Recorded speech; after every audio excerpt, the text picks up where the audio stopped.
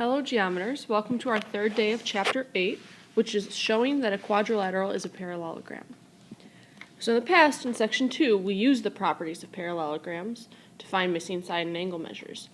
Now we're going to determine if a parallelogram is a figure, so that's a yes or no, and we're also going to prove that a parallelogram is a figure. So the first thing that we should probably talk about is the ways to prove that a quadrilateral is a parallelogram. This is also going to help us determine if a figure is a parallelogram. The first few are properties that we already know. Well, a parallelogram just means that the opposite sides are parallel. So the first way to prove is that both pairs of opposite sides are parallel.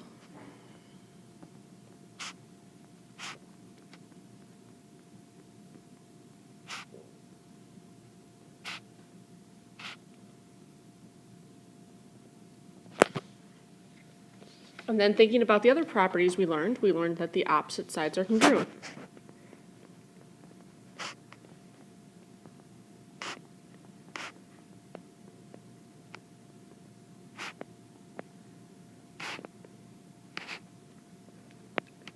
So all this is telling us is if we have a quadrilateral and the opposite sides are congruent, that quadrilateral has to be a parallelogram. Besides the opposite sides being congruent, we also know that the opposite angles are congruent.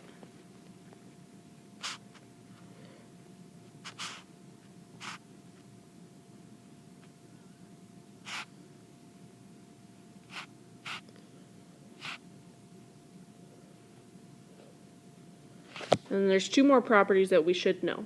Along with angles, the opposite angles are congruent. The consecutive angles, the ones next to each other, hopefully you remember, are supplementary.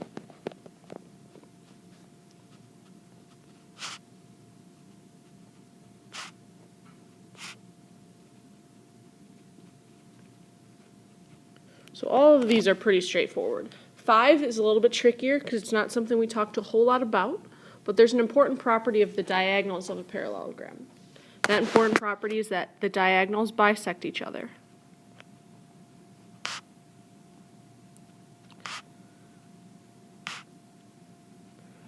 So how that's going to look, if you have a figure, the diagonals are going to be drawn in. If they bisect each other, then this diagonal is going to be bisected, and this one is also going to be bisected. So the two parts of each diagonal should be congruent. And then the last way to prove is one that's new. If you have one pair of sides,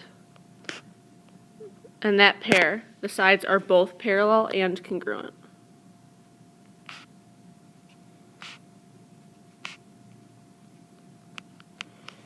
So again, if we draw ourselves a figure, one pair of sides that are parallel, that same pair of sides that are congruent.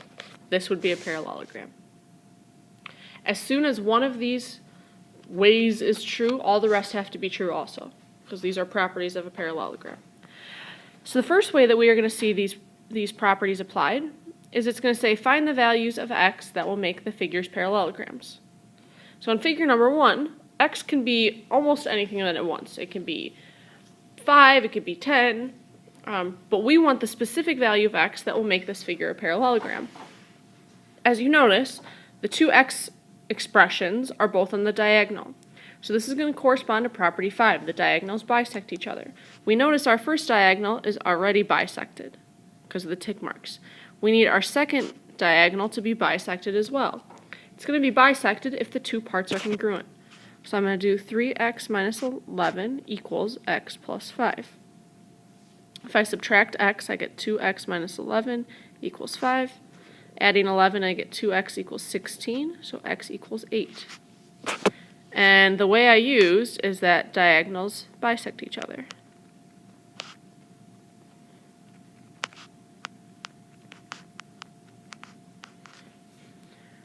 Right now, I would like you to pause the video and try example 2 on your own, please. Make sure you look at those 6 ways above and determine which one it is. Opposite sides congruent, it obviously is not that one because we have 2 angles. So pause the video, try it on your own, come back when you're finished, please.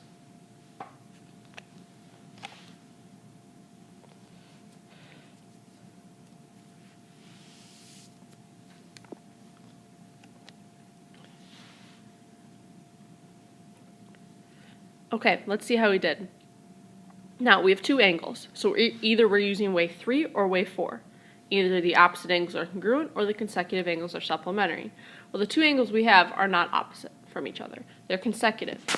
So we're going to add them and set them equal to 180 because they're supplementary. So I have x plus 1, add 5x minus 7 equals 180. Combining like terms, x and 5x is 6x. 1 and negative 7 is negative 6.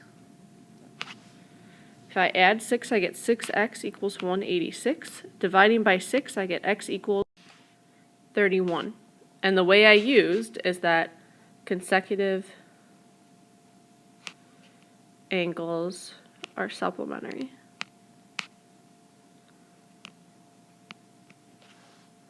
So hopefully you got that one right.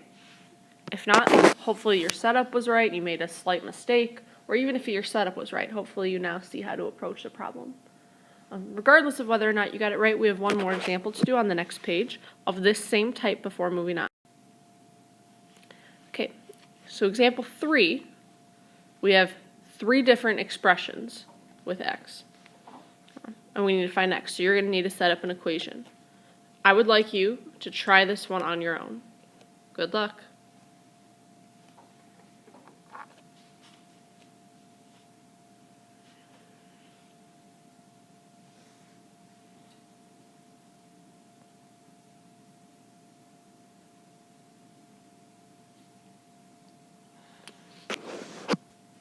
Okay, let's see how we did. The first thing I noticed is that we have opposite angles. Opposite angles should be congruent in a parallelogram, so I'm going to set those equal. If I add 6, I get 22x plus 12 equals 24x. Subtracting 22x, I get 12 equals 2x, and x equals 6. So that was using that opposite angles are congruent. That's not the only way to approach the problem. We also know something about the consecutive angles. Well, we know the consecutive angles are supplementary. So we also could have done 22x plus 6 plus 7x equals 180. This gives me 29x equals 174. Dividing by 29, I get x equals 6. And that was using the fact that consecutive angles are supplementary. So this is a problem where there's more than one way to approach the problem, but any way that you did it, or that you should have done it, you should have gotten 6. You also could have used these consecutive angles, and you still would have gotten 6. So that's the first type of problem that we're going to see. The second type of problem, like examples 4 through 6, is going to say determine if the figures are parallelograms. Yes, they are. No, they are not. So looking at example 4, what do I know? I know that I have one pair of sides that are parallel. I have another pair of sides that are parallel. So this goes along with property number 1. Both pairs of sides are parallels. So we're going to say, yes, this is a parallelogram.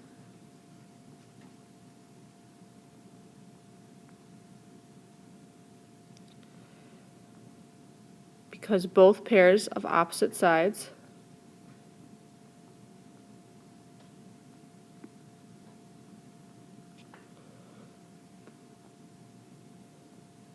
are parallel.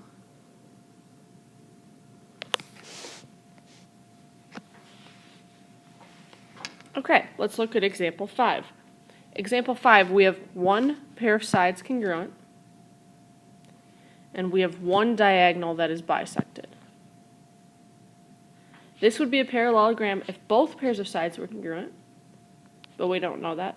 Or if both diagonals were bisected, but we also don't know that either. So we say, no, this is not a parallelogram.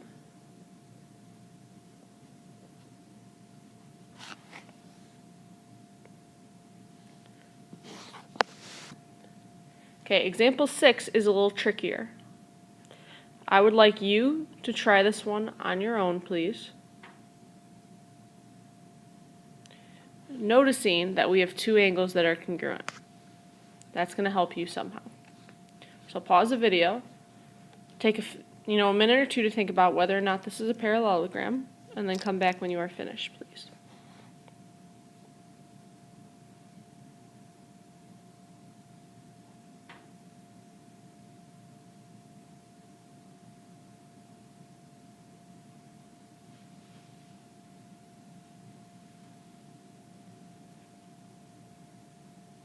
Okay, let's see how we did. What you're going to notice about those angles I highlighted is that they form a Z. So we have a Z with congruent angles in the Z. That means these lines are parallel. So right now, I have a pair of sides that are parallel, and I have a pair of sides that are congruent. This looks kind of similar to way to prove number 6. That says one pair of sides, opposite sides is parallel and congruent. But here, it's not the same pair of sides. So we would say, no, not a parallelogram. You have to have one pair of sides that's both parallel and congruent. Both have to be true for the same pair of sides. If it was true for the same pair of sides, then it would be a parallelogram. Two different sides, not a parallelogram. So that one was tricky, like I said. Hopefully it went well. If not, that's okay. Hopefully we learned something. We have a few more examples to go, so if you could flip the page, please. Okay, so number 7 says, show that ABCD is a parallelogram, and it gives 4 coordinates. The first thing that we're going to do is we're going to graph those coordinates.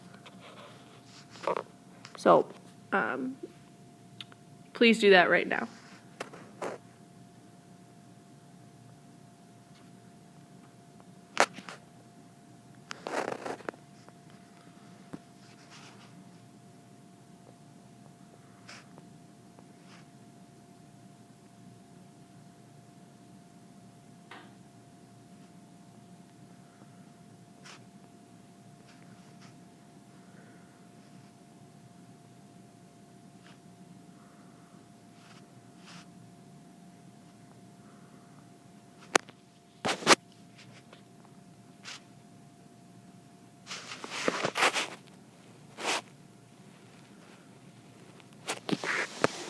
Okay, so here's what I got. Hopefully you got the same thing.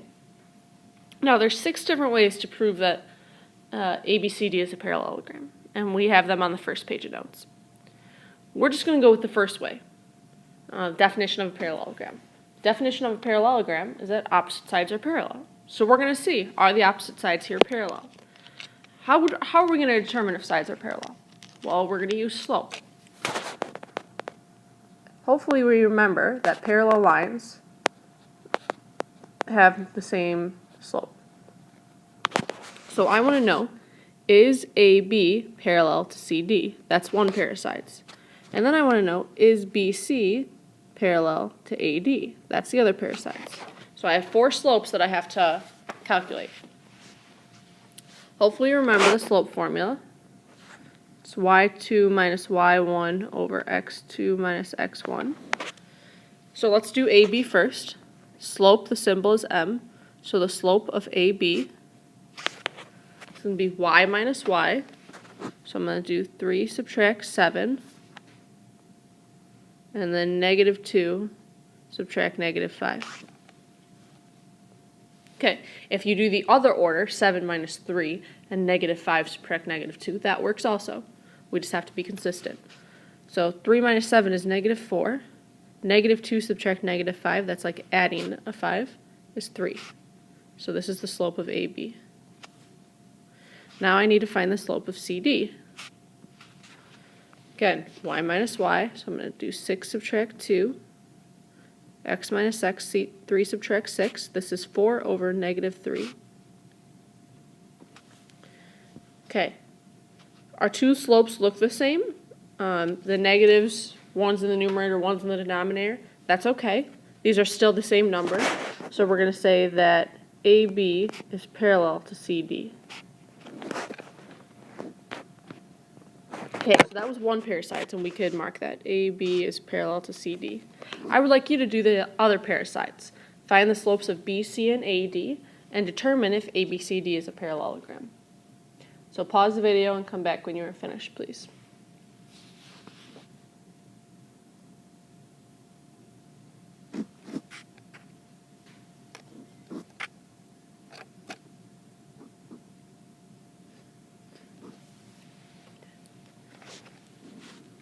Okay, let's see how we did. So first you should have found the slope of BC. It's going to be 7 minus 6 over negative 5 subtract 3. So So this is going to be 1 over negative 8.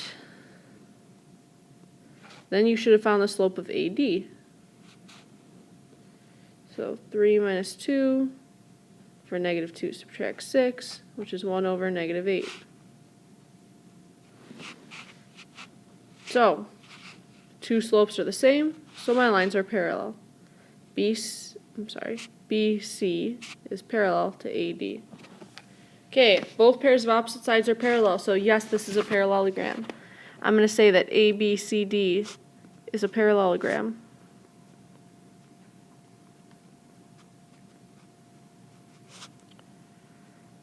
Because both pairs of opposite sides are parallel. It's extremely important that you write me an answer telling me what your work actually means, so I know that you were checking for parallel sides. So hopefully that one went well. If you didn't write a sentence, that's okay. Now you know that you need to. We have one more example. It says, is the figure a parallelogram? Explain. And it also says, be careful. So this is the problem that I'm going to be checking when you come to class tomorrow. If you have nothing written, you will not get credit for the notes. So please put forth an effort. Look at the first 6 ways to show that a figure is a parallelogram, and see if any of those ways apply. There is one more example, similar to this example 7 that we just did, the coordinate one on the. This is this one. So if you want to do it, you are welcome to do it with me. If you don't want to, you can stop the video right now, but please make sure that you have that last example that says, did we accomplish the objective done? Okay, so if you're still listening, I'm assuming that you're going to watch this problem. You have 2 options. You can watch and do it with me, or you can pause the video, do it on your own, and come back and see how you did. Whichever way you prefer. Let's see how we're going to do. So first thing, plot the points. A is -2, -3. B is 0, 5. C is 6, 5. And D is 4, -3. So here's our parallelogram. There's a whole bunch of ways to show that a figure is a parallelogram. I'm going to do the way that I just did by showing that the opposite sides are parallel. So I need to show that AB is parallel to CD, and I also need to show that BC is parallel to AD. I do that by calculating their slopes. So I'm going to calculate the slope of AB. So it's going to be -3 minus 5 over -2 minus 0. Again, if you want to do it the opposite way, 5 subtract -3 and 0 subtract -2, that's fine. Simplifying, -3 subtract 5 is -8 over -2. -8 divided by -2 is 4. So the slope of AB is 4. Now I'm going to calculate the slope of CD. I have 5 subtract -3 over 6 subtract 4. This is 8 over 2. So the slope of CD is also 4. So I have found out that AB is parallel to CD, or I have shown this to be true. Now I'm going to show that BC is parallel to AD. So the slope of BC is going to be 5 subtract 5 over 0 subtract 6. So this is 0 over -6. 0 divided by anything is just 0. So the slope of BC is actually 0. And then I'm going to do the slope of AD. So I have -3 subtract -3 over -2 subtract 4. This ends up being 0 over -6. 0 divided by anything, though, is just 0. Okay, so I've shown that my opposite sides are parallel again. I have one pair of slopes that's the same, and the other pair of slopes that's the same. So then I'm just going to write a quick sentence saying ABCD is a parallelogram.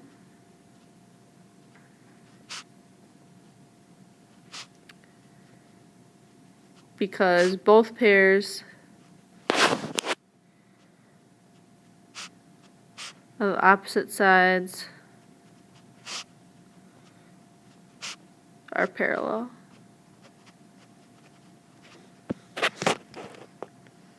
And that's it. Now again, there's 5 other ways to show that a figure is a parallelogram, but that's the way that I like to stick to. So in tomorrow's video, we're going to cover a few more ways. When you come to class tomorrow, please make sure that you have that last example on the previous page completed, the one that says, "Did we accomplish the objective?" Good luck!